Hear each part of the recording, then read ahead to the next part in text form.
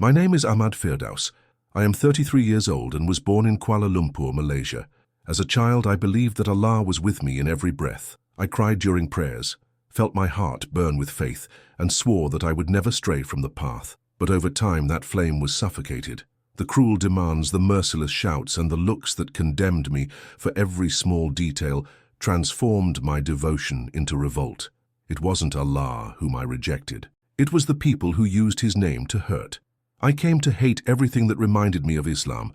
I told myself, I will never go back. What I didn't know was that, at the moment when I considered myself lost, Allah was already preparing the most unexpected way to bring me back. Before continuing with this real story, write in the comments where you are watching from.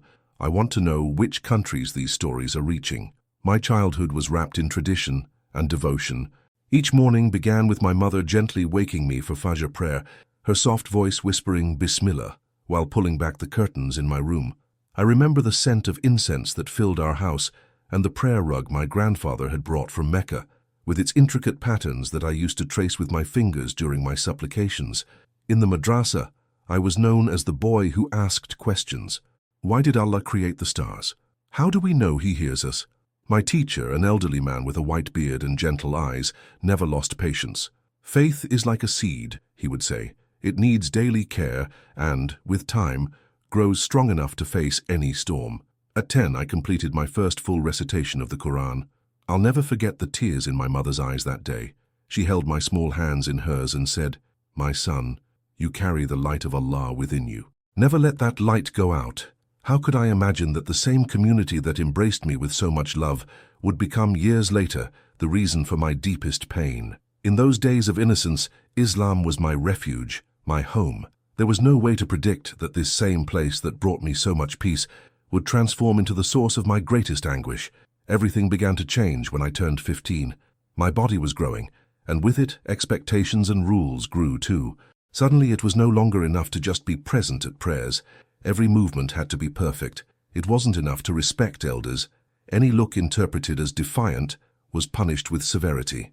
One day, I arrived 5 minutes late for Islamic studies class.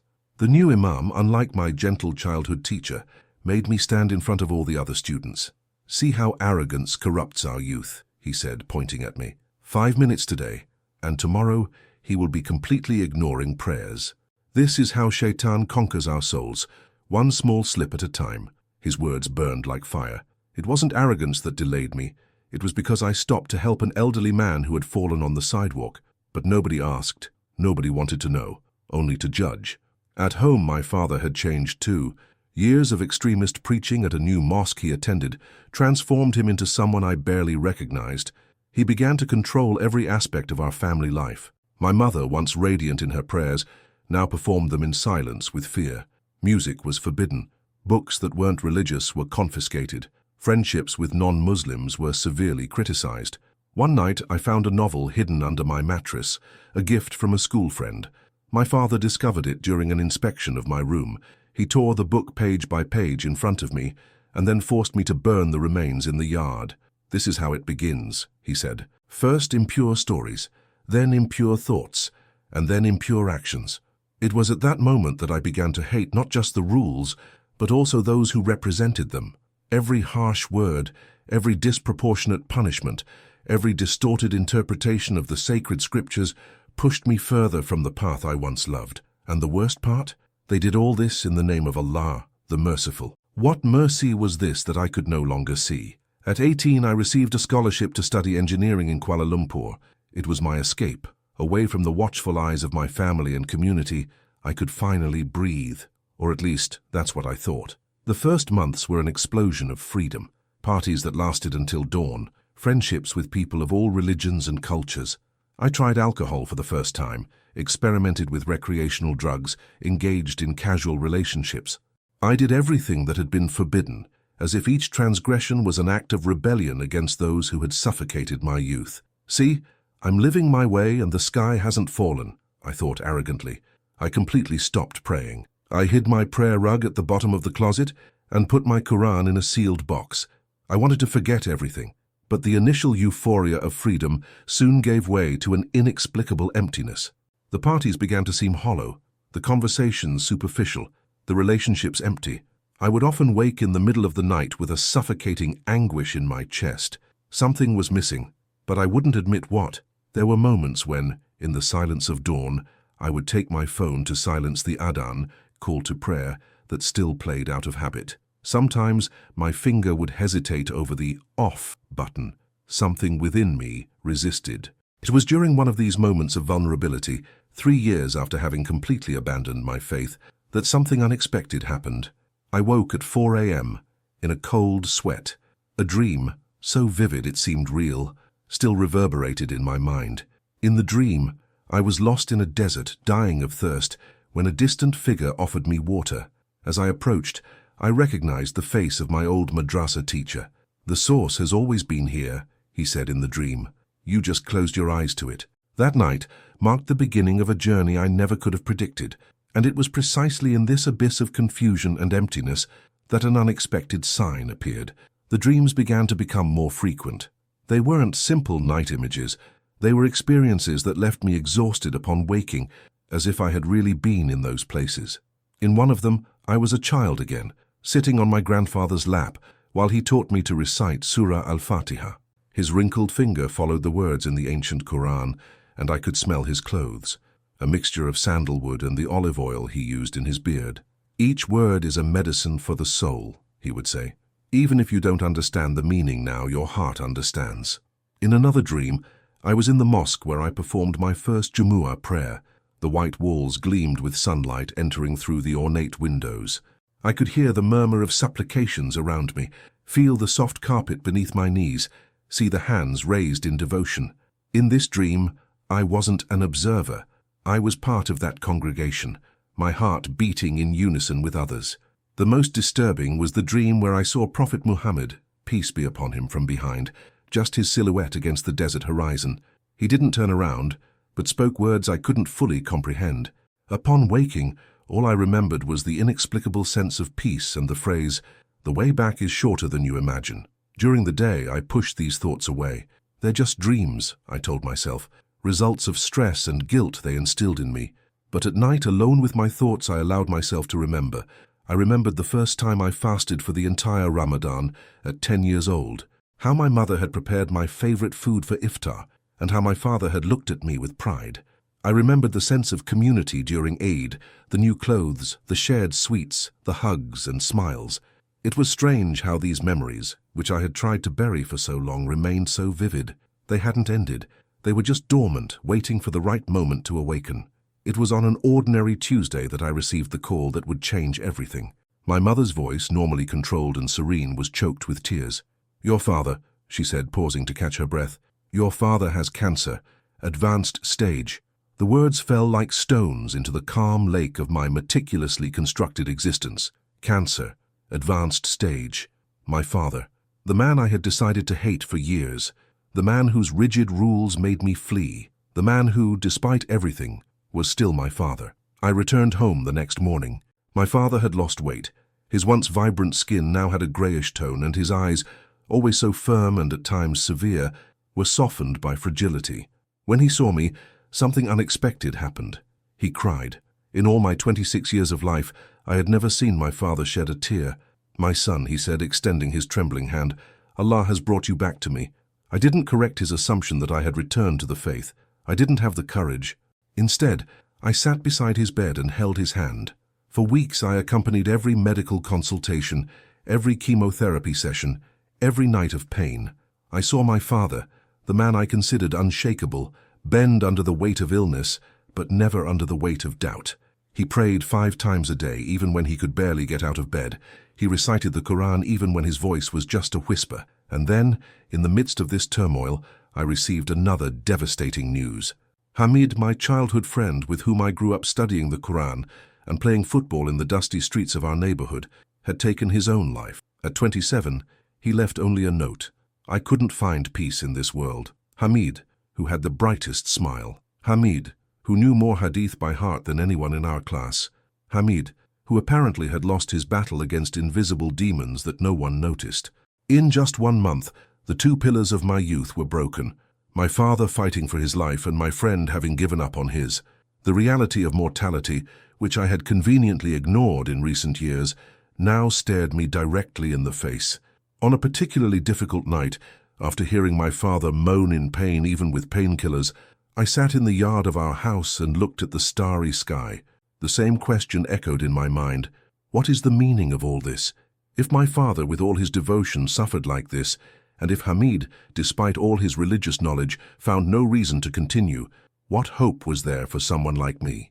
In that dark moment, faced with so much pain, I came to think that ending it all was the only way out.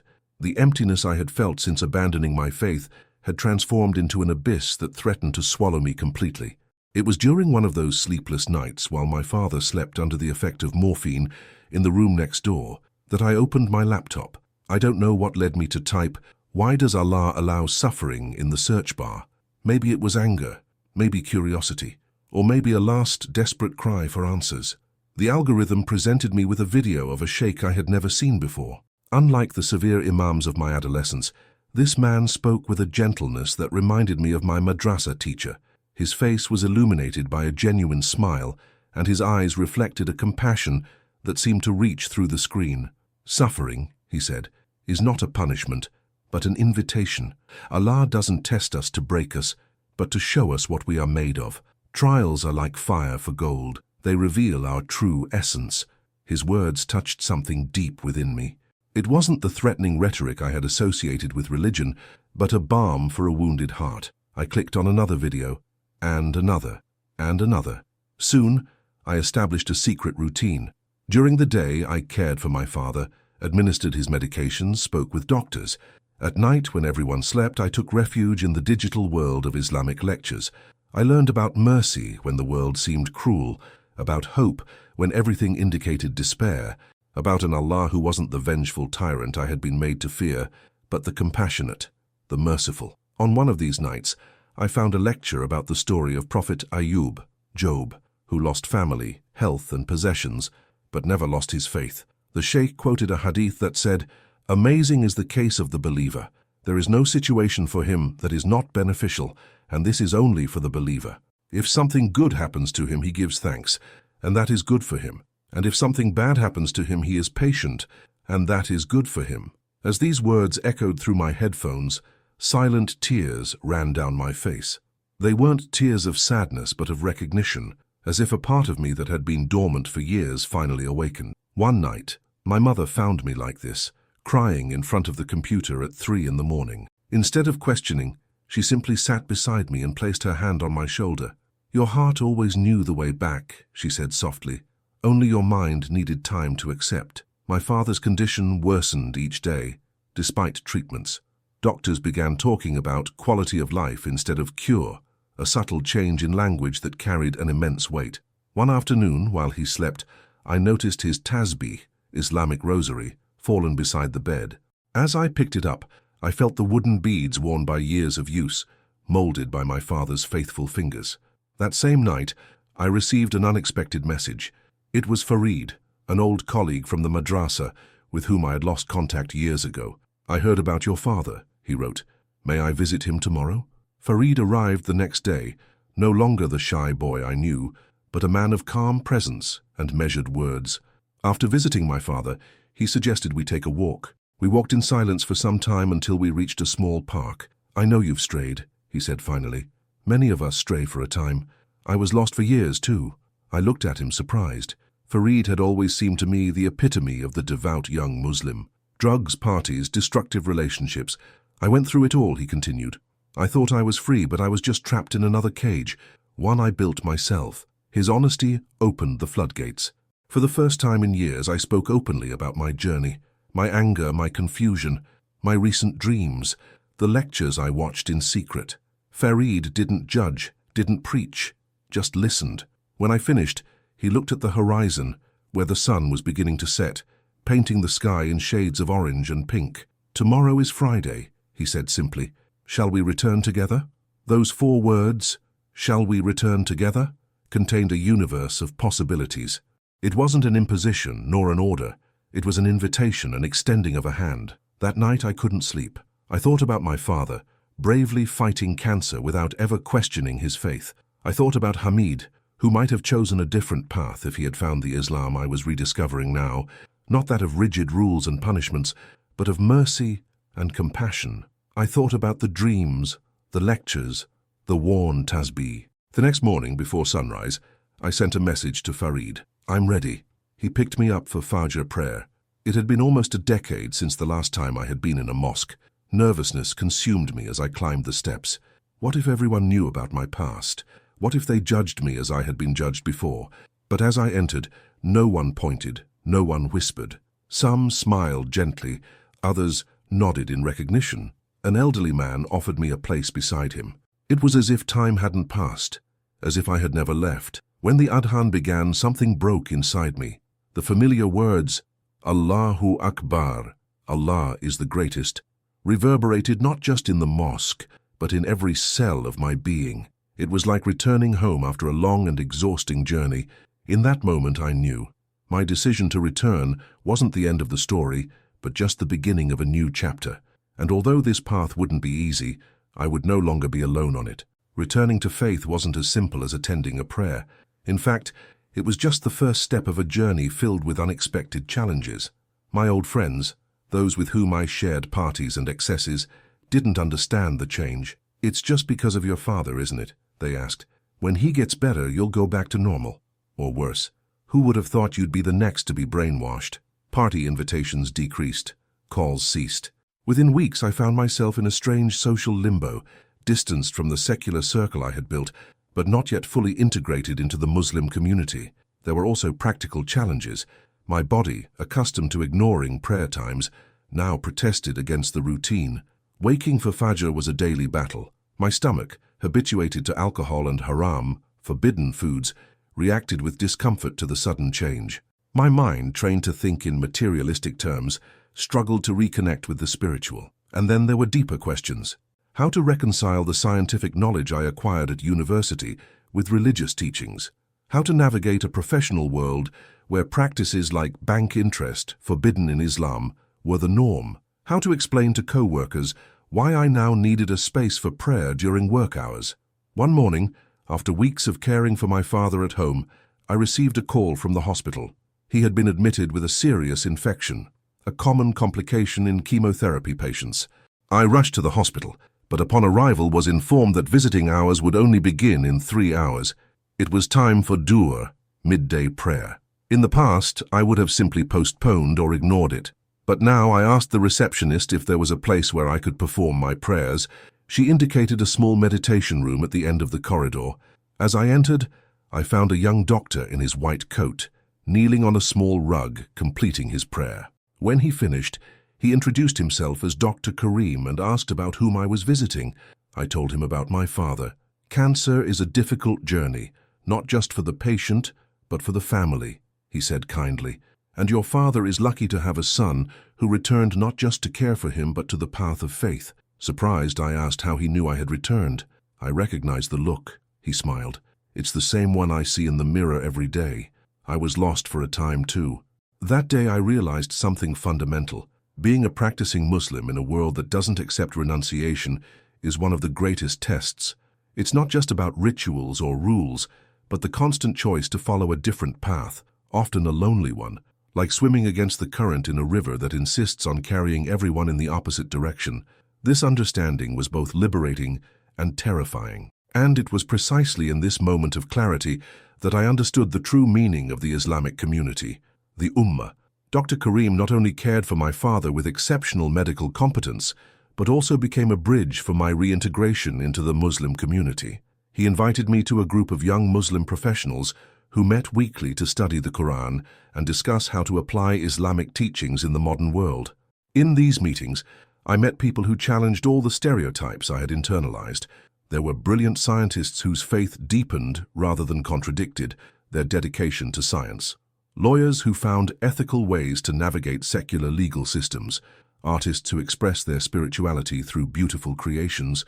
All of them lived Islam not as a rigid set of rules, but as a flexible guide for a meaningful life. 3 months after my return to faith, my father passed away. It was a quiet Thursday morning.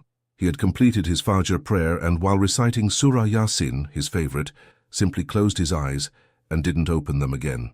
The doctor said it was peaceful. His heart simply stopped. The pain of loss was overwhelming, but different from the desperate anguish I felt when Hamid departed.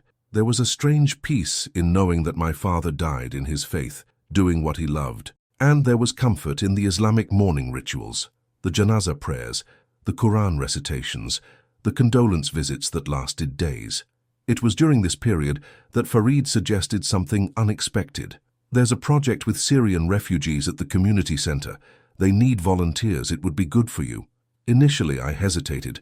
How could I help others when I could barely process my own pain? But something compelled me to accept. Perhaps it was the memory of the Sheikh's words in the video. Trials are an invitation. On my first day as a volunteer, I was assigned to teach basic English to a group of Syrian children. Among them was Amira, an 8-year-old girl who had lost her parents in a bombing. She rarely spoke and never smiled. The other volunteers had tried to reach her for weeks, without success. I don't know what made me take out my phone and show her photos of my childhood with my father. Perhaps it was because we both knew loss. I explained in basic Arabic who each person in the photos was.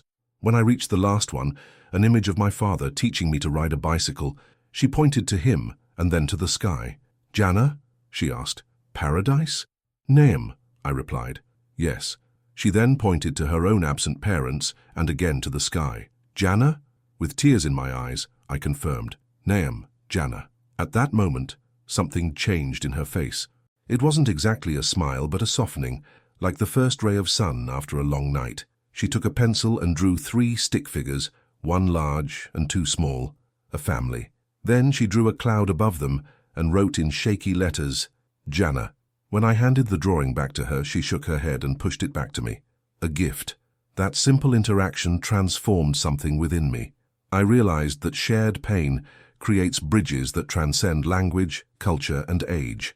And I realized that my own healing was intrinsically linked to helping others heal. In the weeks and months that followed, I immersed myself more and more in volunteer work. I helped organize a free medical clinic for needy families, participated in fundraising campaigns for orphans, got involved in literacy projects for immigrant adults. It was during one of these campaigns that I had an epiphany. I realized that my life only had meaning when I stopped looking at myself and began to serve others. The Islam I had rediscovered wasn't about rules and restrictions, but about service and compassion. It wasn't a prison, as I had feared, but an expansion, an invitation to see beyond myself and recognize my responsibility toward all human beings.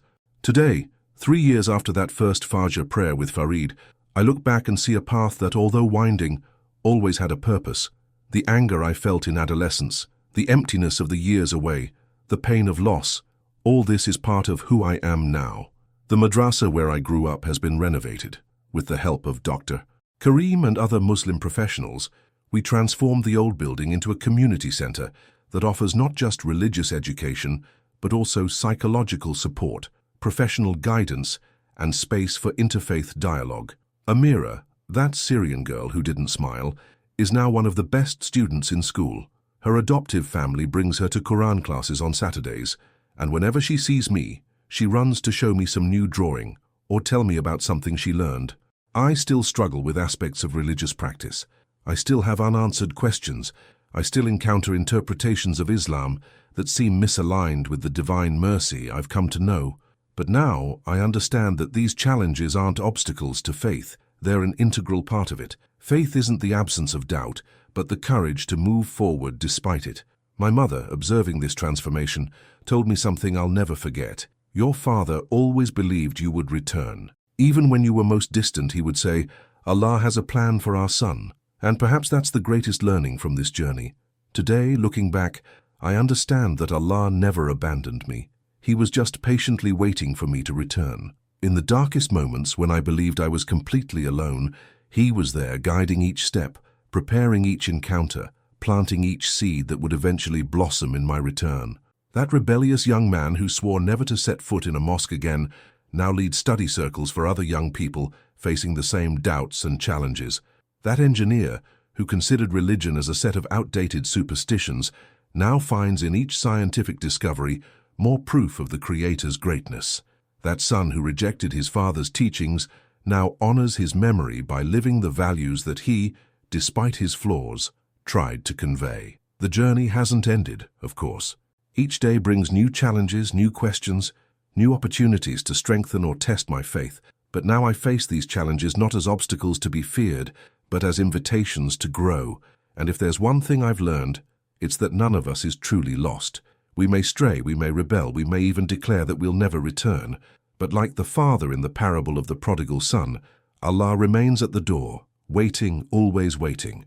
If you're watching this video and feel far from your faith, whatever it may be, know that the path back may be shorter than you imagine. A single, sincere step toward the light is all that's needed to begin. If you know someone who is struggling with their spirituality, don't judge them, don't pressure them. Just be present as Farid was for me, as Dr. Karim was, as that little Amira with her simple drawing was. Sometimes all we need is an extended hand, an attentive ear, an open heart.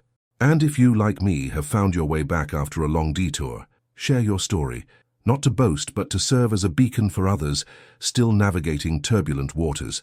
As the Quran says in Surah Ad-Duha, "And to your Lord, turn with love," 93:8.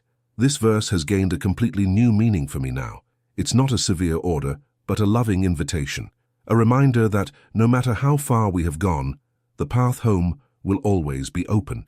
If this story touched your heart, share this video in groups and social media. Perhaps someone who is distant from faith will find their way back through this message. Perhaps you are someone else's Farid or Dr. Karim, that bridge between despair and hope, between loneliness and community, between abandonment and return. As a hadith I recently learned says, "Whoever guides someone to good will have the same reward as the one who does it." Perhaps your simple action of sharing this story will be someone's first step toward the light. And always remember, in the words of Prophet Muhammad, peace be upon him, Allah extends his hand during the night to accept the repentance of the one who sinned during the day, and extends his hand during the day to accept the repentance of the one who sinned during the night until the sun rises from the west. No matter how dark the night, dawn will always come. No matter how long the journey, home always waits. No matter how deep the fall, the hand that lifts us will always be extended. This is my story. What is yours?